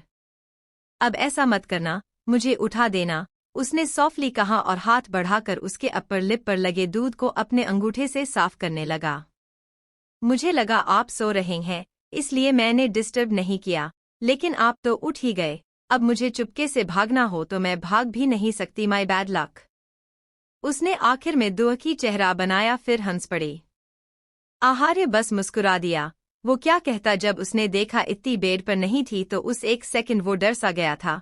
उस एक पल उसने खाली कप लिया और उसे लेटाते हुए बोला, टेक रेस्ट। उसने फिर उसके पेट पर वाटर बैग रखा और उसकी सिकाई करने लगा। नींद नहीं आ रही? दर्द हो रहा है? हाँ, थोड़ा थोड़ा, बट उतना नहीं। तब तो बहुत तेज हो रहा था। आहार्य जो कर रहा था करता रहा। रूम में खामोशी छा गई। थोड़ी देर बाद आहार्य ने देखा वो सो गई थी। वो भी उसके बगल में आकर लेट गया। उसका हाथ इत्ती के पेट पर था, जिसे वो धीरे धीरे सहला रहा था। कुछ देर में उसे भी नींद आ गई। अगली सुबह इत्ती की नींद खुली। वो बेहद अनकंफर्टेबल थी। उसने धीरे से आहार्य का हाथ अपने पेट से हटाया। उसे अभी भी यहाँ देख उसे हैरानी हुई। उसने वॉल क्लॉक पर नजर डाली और आहार्य को हिलाते हुए बोली, ऑफिस नहीं जाना आपको? आहार्य ने आंख खोली और उठकर बैठ गया। अब दर्द थोड़ी हो रहा है? उसने पहला सवाल किया। हाँ, नहीं हो रहा, लेकिन आपको ऑफिस के लिए जरूर लेट हो रहा है। मैं आज नहीं जाऊंगा, चलो रेस्ट करते हैं। वो इत्ती को लेकर लेट गया। आप भूल गए, एनुअल बिजनेस पार्टी है। हाँ, वो कल है। आहार्य ने उसकी गर्दन में चेहरा छुपाते हुए कहा। हाँ, बट आपको एक बार सब देखना है, न जैसे आप हमेशा करते हैं। आपने ही तो कहा था ये इम्पोर्टेंट है। इस बार नहीं करूंगा। इम्पोर्टेंट है, बट मेरी वाइफ से ज्यादा नहीं। अब बोलो मत। उसने इत्ती को कसकर हग कर लिया। अच्छा, और जो आपकी इतनी इम्पोर्टेंट मीटिंग है, अगर आपने अटेंड नहीं की तो आपके राइवल्स को ये प्रोजेक्ट मिल जाएगा। उसकी बात सुनकर आहार्य ने सर उठाकर उसे देखते हुए कहा, तुम्हें मेरे सारे शेड्यूल के बारे में कैसे पता? मेरी जासूसी करती हो तुम? वैसे ये अच्छा है। उसने 2-3 दफा उसके होंठों पर पैक किया। इत्ती उसका कंधा पकड़कर उसे रोकते हुए बोली, कुछ भी। अपने आप को इतनी इम्पोर्टेंस देने की जरूरत नहीं है। भूल गए वो आप ही हैं जो रोज मुझे अपना सारा शेड्यूल बताते हैं। उसने आहार्य की एक्टिंग की। आज मेरी ये मीटिंग है। मैं इस प्रोजेक्ट पर काम कर रहा हूँ। आज मेरा इसके साथ बिजनेस डिनर था, कल उसके साथ मुझे प्रोजेक्ट साइन करना है। आगे वो उसे पीछे धकेलते हुए बोली, जल्दी उठिए, आपको मीटिंग अटेंड करनी है। मैं नहीं चाहती मेरे हस्बैंड किसी से ये प्रोजेक्ट हार जाएं। मैंने कहा ना। हाँ, मुझे पता है, आपके लिए सबसे इम्पोर्टेंट आपकी वाइफ है। अब आपकी वही वाइफ आपको ऑर्डर दे रही है, जल्दी से जाइए। इत्ती ने बहुत मुश्किल से उसे जाने के लिए आखिर मना ही लिया। आखिर इत्ती ने उसे जाने के लिए मना ही लिया।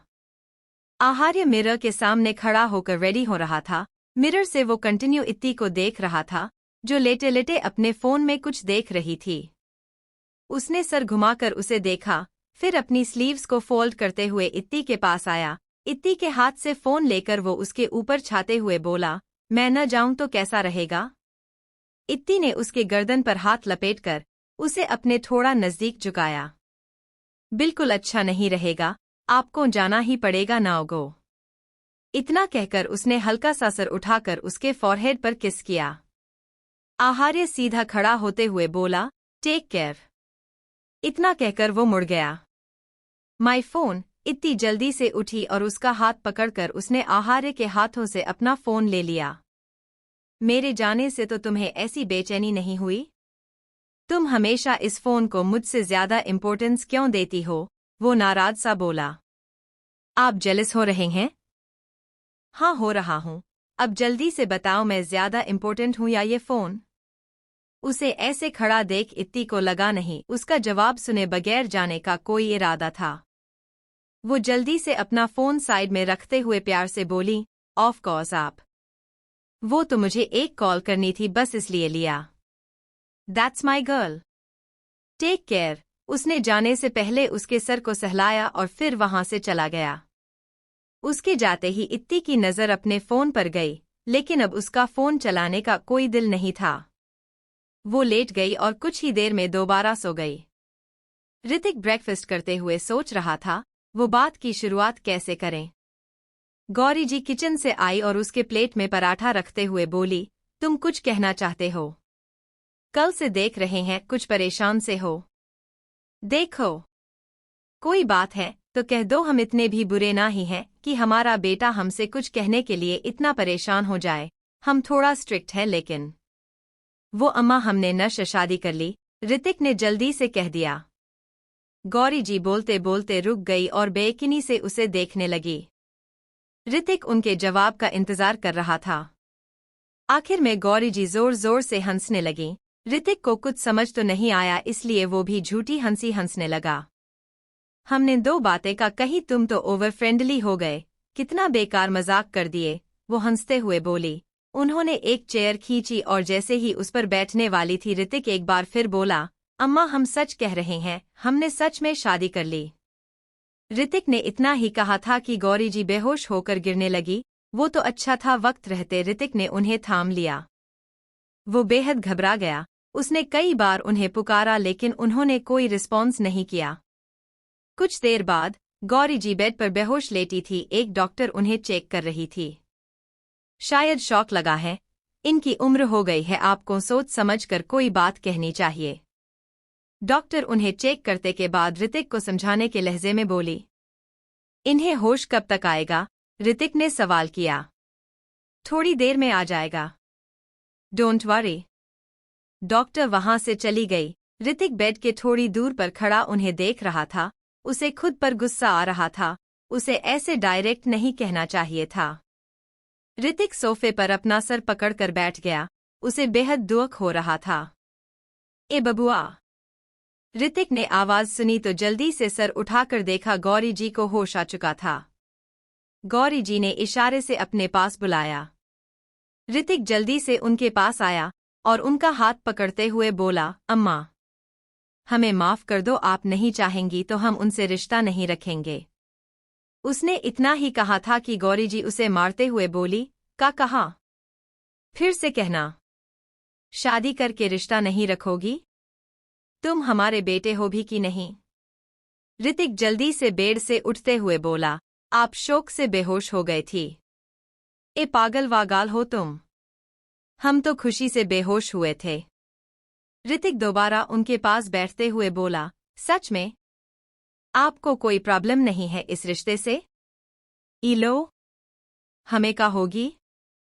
हम बता नहीं सकते हम कितने खुश हैं। सच कहें तो हमने तो कभी सोच नहीं था तुम्हारी शादी होगी। अब हम सबको बताएंगे, हमारे बेटे की भी एक दुल्हन है, हम भी अब। अचानक वो रुक गई। लेकिन एक मिनट, दुल्ही है कौन? ऋतिक हल्का सा मुस्कुराते हुए बोला, अम्मा। ओ मौनी जी। उसकी बात सुनकर गौरी जी खुशी से चीख पड़ी। वो उसका कंधा थपथपाते हुए बोली, हम बता नहीं सकते हम कितने खुश हैं।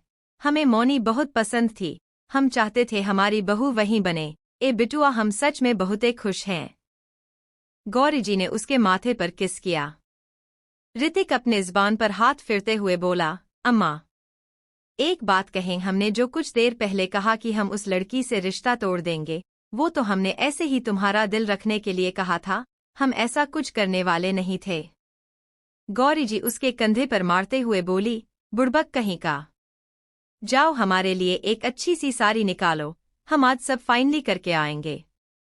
वो सारे गहने भी निकाल दो जो हमने अपनी बहू के लिए बनवाए थे, और हाँ वो। ऋतिक जल्दी से उन्हें रोकते हुए बोला, अम्मा आप परसों चले जाना, आज और कल हम बिजी हैं, अभी हमें ऑफिस भी जाना है। गौरी जी उस पर चिल्लाते हुए बोली, बेटा बिजी तुम्हारी अम्मा है, समझे?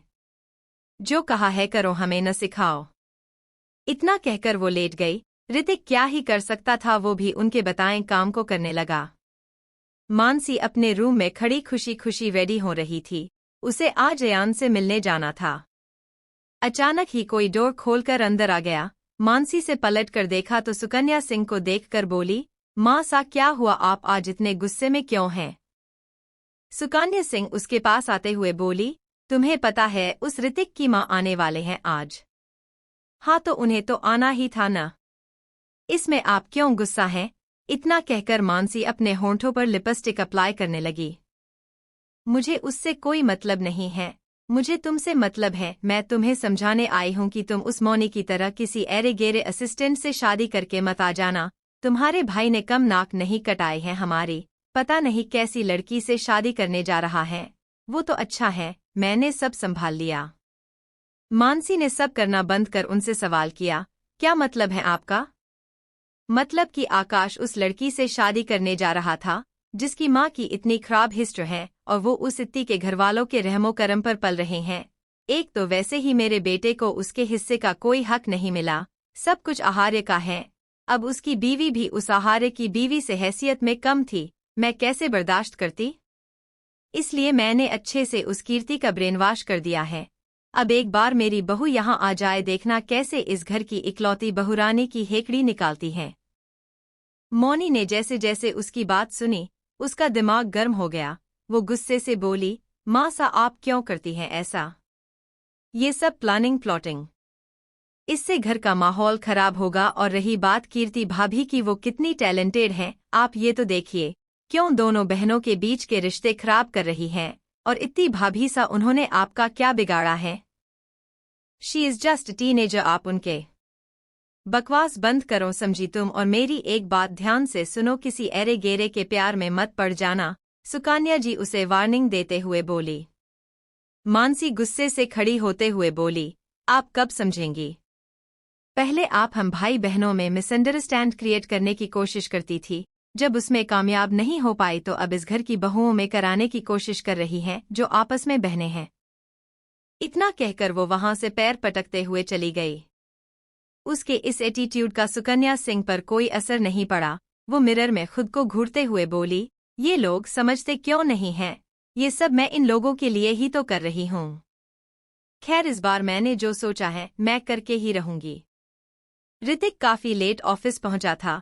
वो जल्दी से आहार्य के कैबिन गया ताकि उसे आज के शेड्यूल के बारे में बता सकें। बॉस आज आपको?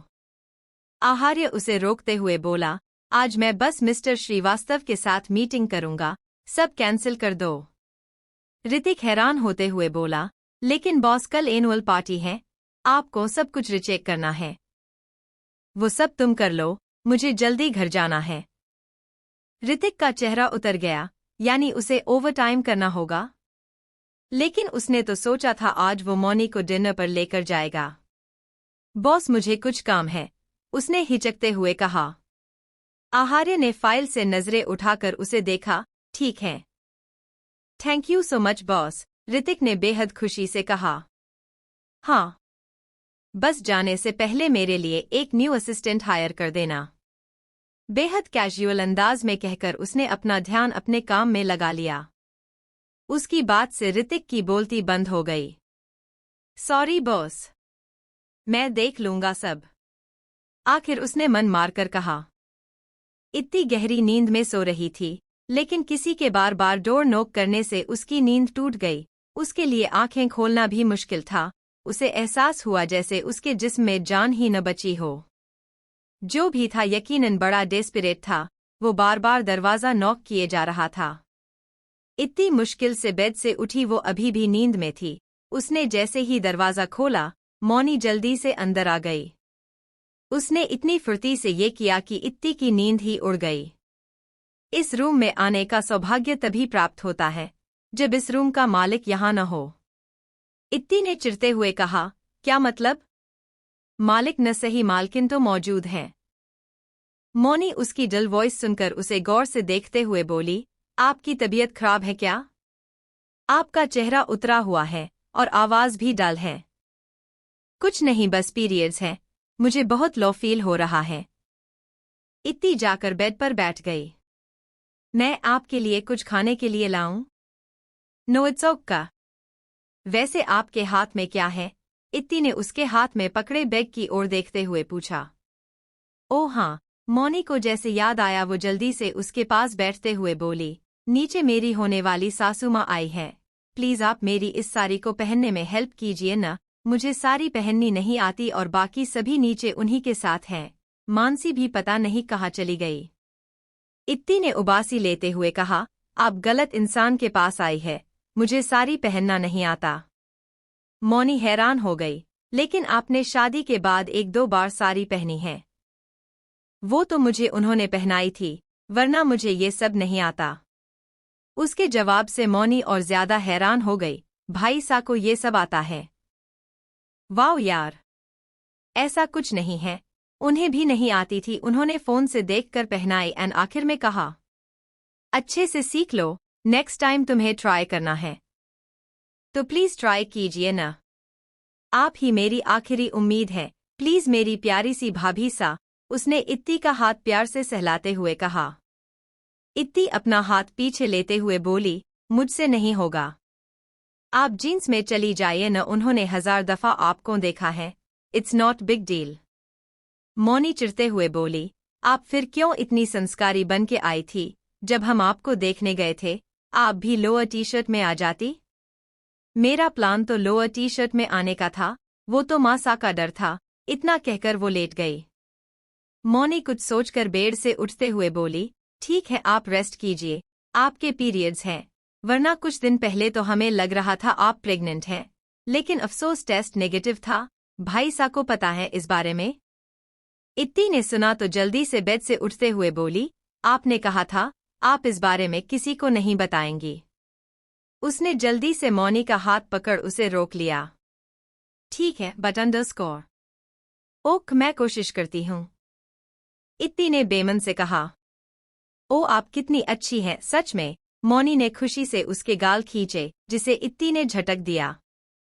वो चिढ़ते हुए बोली, और आप बहुत बुरी। उसके बाद दोनों ने कई सारी वीडियोस देखी। इत्ती जितनी बार मौनी को साड़ी पहनाती साड़ी उलझ जाती या साड़ी एक कदम चलते ही खुल जाती। आखिर में वो थक गई, साथ ही बेहद फ्रस्ट्रेट हो गई। उसके पीरियड्स भी थे, तो वो कुछ इमोशन फील कर रही थी। मैं कोई काम नहीं कर सकती, मैं कितनी यूजलेस हूँ, वो धीरे धीरे सुबकने लगी। मौनी उसके अचानक रोने से हैरान हो गई, लेकिन जल्द ही वजह भी समझ गई, ये उसके मूड स्विंग्स थे। उसने इत्ती को गले लगाते हुए कहा, इट्स ओक, हमने ट्राई तो किया और कितनी मस्ती भी की, आप बहुत अच्छी हैं। सच में? इत्ती उससे दूर होते हुए बोली। Of course. अचानक ही इत्ती ने रोना बंद किया और चहकते हुए बोली, आइडिया। कुछ देर बाद मौनी नर्वस सी जीन्स और ब्लाउज में मिरर के सामने खड़ी थी। भाभी सा आर यू श्योर? इत्ती जल्दी जल्दी उसकी जीन्स के अंदर साड़ी का एक सिरा ठूसते हुए बोली। इत्ती सिंह राजपूत के आइडियाज कभी फ्लॉप हो ही नहीं सकते। उसने जीन्स के ऊपर ही मौनी को साड़ी लपेट दी। आखिर में वो उसके कंधे पर पल्लू डालते हुए बोली, finally we did it. Mouni ने देखा साड़ी सही ही लग रही थी, उसकी फिक्र थोड़ी कम हुई। आप जब तक रेडी होइए, मैं चेंज करके आती हूँ। इतना कहकर वो जल्दी से चेंजिंग रूम में भाग गई। थोड़ी ही देर में वो बाहर आई। मौनी ने देखा उसने रेड कलर का एक लॉन्ग सूट पहना था। मौनी उसे देखने लगी, बहुत ही रेयर उसने इत्ती को ट्रेडिशनल अटायर में देखा था। वो सच में बहुत ही खूबसूरत लग रही थी। अभी तो वो कुछ तैयार भी नहीं हुई थी, फिर भी मौनी को वो सिर्फ कपड़े बदलने भर से काफी अट्रैक्टिव लगीं। इत्ती अपना दुपट्टा अपने गले में डालते हुए बोली, मेरे प्यार में मत पड़ जाना, आई एम स्ट्रेट और मेरी तो शादी भी हो गई है। मौनी मुस्कुराई, you are looking damn gorgeous. Yes I know, अब चलें? इत्ती वहां से जाते हुए बोली। रेडी नहीं होएंगी आप? इत्ती डोर खोलते हुए बोली, नहीं मेरा बिल्कुल मूड नहीं है, वैसे भी मैं आपकी लाइमलाइट चुराना नहीं चाहती। दोनों साथ में नीचे आए और सबसे पास जाकर बैठ गए। गौरी जी ने मौनी को अपने पास बैठाया और उसकी ढेर सारी तारीफ की। मौनी के मन में लड्डू फूट रहे थे। सब मिलकर शादी के बारे में डिस्कस कर रहे थे। बात करते हुए अचानक गौरी जी ने इत्ती को चेहरे को देखकर कहा, बेटा तुम्हारा चेहरा, तुम पेट से हो क्या? इत्ती जो जूस पी रही थी वो उनकी बात सुनकर जोर जोर से खांसने लगी। वो कुछ कहना चाहती थी लेकिन उसकी खांसी रुक ही नहीं रही थी।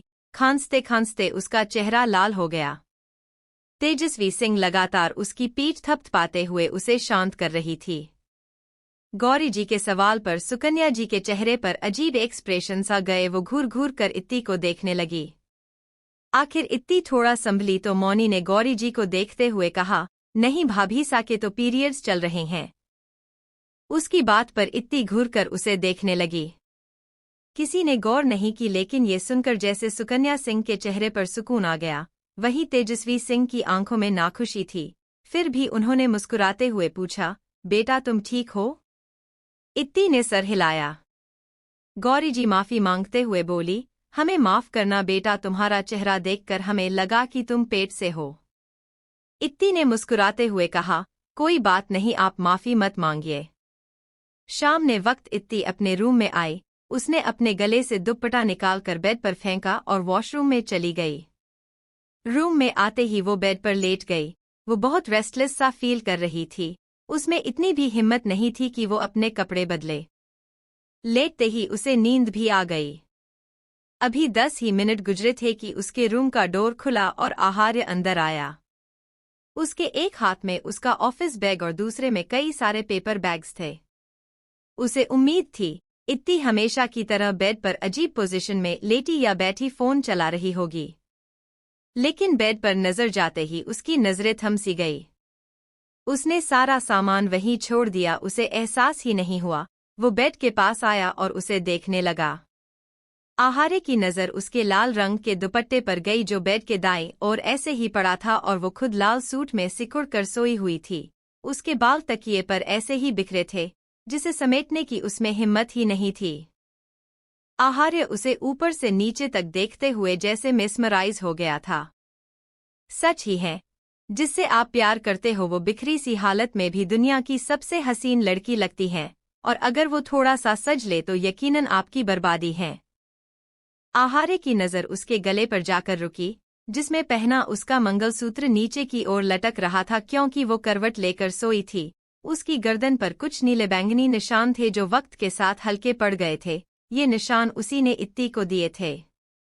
उन्हें देखते हुए वो मुस्कुराया। उसे याद आया इत्ती कैसे उसे हर बार मना करती थी, लेकिन वो बहक जाता था। इत्ती को देखते हुए ही आहार्य बेड के किनारे पर बैठ गया। उसने धीरे से इत्ती के गालों को छुआ। इत्ती की पलकों और होंठों में हरकत हुई, लेकिन शायद वो बेहद गहरी नींद में थी।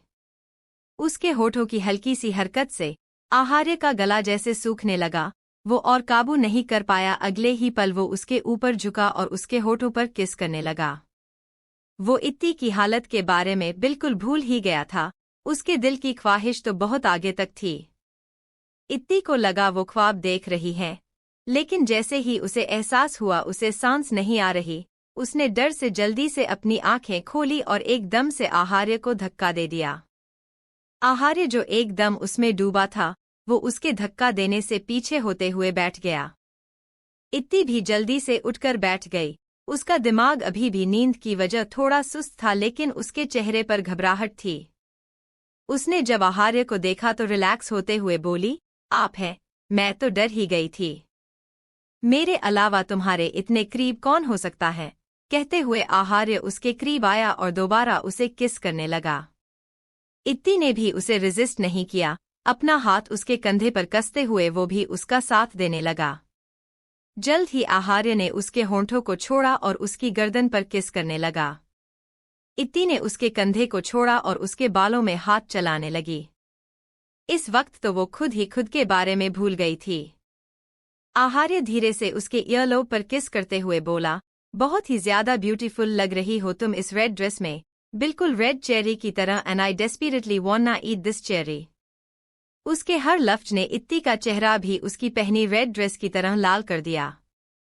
वो ब्लश करते हुए बस इतना ही कह सकी, सच में? सच में। आहार्य ने सर उठाकर उसके चेहरे को देखा, उसके माथे पर किस करते हुए आगे बोला, एंड मैं इस स्वीट डिलिशियस चेरी को खाए बिना नहीं रह सकता। फिर उसने इत्ती की कमर पकड़कर उसे आगे की ओर खिसकाया और धीरे से उसे बेड पर लेटाकर उसके ऊपर आ गया।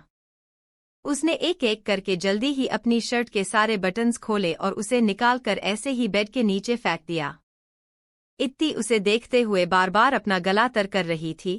उसके गालों को छूते हुए आहार्य उसके चेहरे के हर हिस्से को गहराई से देख रहा था। कुछ वक्त तक वो ऐसे ही उसके गालों को सहलाता रहा। उसके बाद उसने इत्ती के चेहरे के हर हिस्से को चूमा और फिर उसकी गर्दन, कंधे। उसने सूट की नेक को जैसे ही हल्का नीचे की ओर किया, इत्ती ने झट से अपनी आंखें खोली। उसे जैसे कुछ याद आया, उसने झट से उसका शोल्डर पकड़ उसे पीछे किया। उसकी इस हरकत पर आहार्य उसे देखने लगा। उसकी आंखों में नाखुशी तो कुछ फ्रस्ट्रेशन थी। अब क्या हुआ? उसका लहजा गर्म था।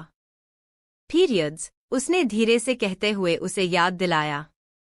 आहार्य को याद आया, लेकिन उसके गुस्से में इजाफा हो गया। तुमने फिर जानबूझकर किया था। वो उसके ऊपर से उठा, फिर बेड से भी। इत्ती नमे सर हिलाते हुए जल्दी से उठकर बैठ गई। सच में? मैंने ऐसा कुछ नहीं किया, मुझे खुद भी बाद में एहसास हुआ। रियली? मैं तुम्हारी बातों में आ जाता हूँ, लेकिन दिमाग नहीं खोया मैंने। उसने नीचे पड़ी अपनी शर्ट उठाई और कंधे अपने कंधे पर लटकाकर उसने 2 पल इत्ती को घूरा। सच में? आगे वो उसे इग्नोर कर वॉशरूम की ओर चल गया। उसने जानबूझकर तेज आवाज के साथ डोर बंद किया था। वॉशरूम से बाहर आकर उसने देखा इत्ती ने अपने कपड़े बदल लिए थे और बेड पर लेटी चॉकलेट्स खा रही थी। उसने नजर घुमाकर डोर की ओर देखा, जहां उसने कुछ वक्त पहले होश खोते हुए कुछ पैकेट्स गिराए थे। अब वो वहां नहीं थे। वो तेज कदमों से बेड के पास गया और अगले ही पल उसने इत्ती के हाथ से चॉकलेट छीन ली। इत्ती हैरानी से उसे देखने लगी, जो अब तक बेड के दूसरी साइड लेट चुका था। ये क्यों किया आपने? क्या किया? मैंने बस अपनी लाई चीज वापस ली है। इत्ती उठकर बैठ गई। वो उससे चॉकलेट छीनने की कोशिश करने लगी। तो आप ये मेरे लिए ही तो लेकर आए थे? आहार्य बेड से खड़ा हुआ और चॉकलेट्स खोलकर उसे खाने लगा, लेकिन अगले ही पल उसने साइड में पड़ी डस्टबिन में उगल भी दी। यही नहीं, अपने हाथ में पकड़ी बची हुई चॉकलेट्स भी उसने डस्टबिन में फेंक दी। आहार्य का मुंह एकदम कड़वा हो गया था। उसने पानी पिया। इत्ती बस उसकी अजीब हरकतों को हैरानी से देख रही थी।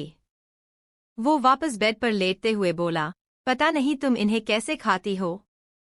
इतना कड़वा खाकर ही तुम ऐसी कड़वी बातें करती हो। आज से मत खाना। डार्क चॉकलेट्स कड़वी ही होती हैं, समझे आप? जैसे स्ट्रॉन्ग कॉफी, उसका टेस्ट तो इससे भी कड़वा होता है। इसका मतलब आपको भी वो छोड़ देना चाहिए। आहार्य ने हाथ बढ़ाया और उसके दिमाग पर टैप करते हुए बोला, पिछले 1 महीने से तुम्हारे हाथ की स्वीट कॉफी पीकर मैं स्ट्रॉन्ग कॉफी का कड़वा टेस्ट भूल चुका हूँ। All thanks to you. इत्ती को उसकी बात इतनी समझ ही नहीं आई। उसे अब तक एहसास नहीं हुआ था वो रोज आहार्य को कितनी मीठी कॉफी देती थी। आहार्य ने अपना हाथ पीछे लिया और पिलो उठकर उसे बेड के बीचों बीच रख दिया। इसे क्रॉस मत करना। क्या पता तुम रात में फिर से मुझे सिड्यूस करो और फिर क्रूशियल वक्त पर रिजेक्ट कर दो, जैसा तुमने कल और आज किया। मैंने कहा न, मैंने जानबूझकर नहीं किया। क्या आपको मुझ पर ट्रस्ट नहीं है? इस मामले में तो नहीं है। इत्ती को अचानक ही बहुत फ्रस्ट्रेशन फील हुई। Okay fine. जैसे मैं तो बहुत मर रही हूं आपकी बाहों में सोने के लिए, अपनी बात पर कायम रहना। चिल्लाते हुए कहकर वो दूसरी ओर करवट लेकर सो गई। इत्ती ने महसूस किया आहार्य बेड से उठ गया था। उसकी आंखें बंद थी, लेकिन फोकस वही थी। उसने आहार्य के कदमों की आवाज सुनी और फिर स्विच की। उसने झट से आंखें खोली तो रूम में अंधेरा था। और आखिर में उसने अपने दूसरी तरफ हलचल महसूस की, यानी आहार्य वापस लेट चुका था। उसके बाद कमरे में खामोशी रही। आहार्य शायद सो चुका थे, लेकिन इत्ती कुछ देर पहले ही सोई थी। इस वक्त उसकी आंखों में नींद का एक कतरा भी नहीं था। उसने सर घुमाकर अंधेरे में उसे देखा, लेकिन ठीक से कुछ देख न सकी। वो उठकर बैठ गई। उसने हाथ बढ़ाकर उनके बीच में रखे तकिए को उठाया और सिरहाने पर रख दिया।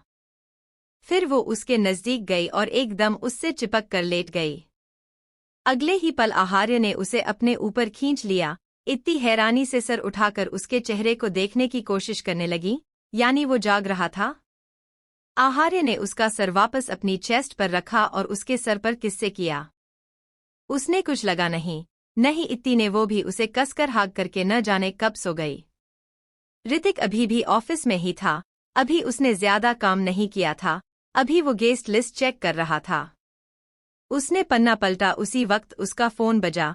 मौनी का कॉल देखते ही उसने झट से कॉल उठा लिया और उससे बातें करते करते अपना काम करने लगा।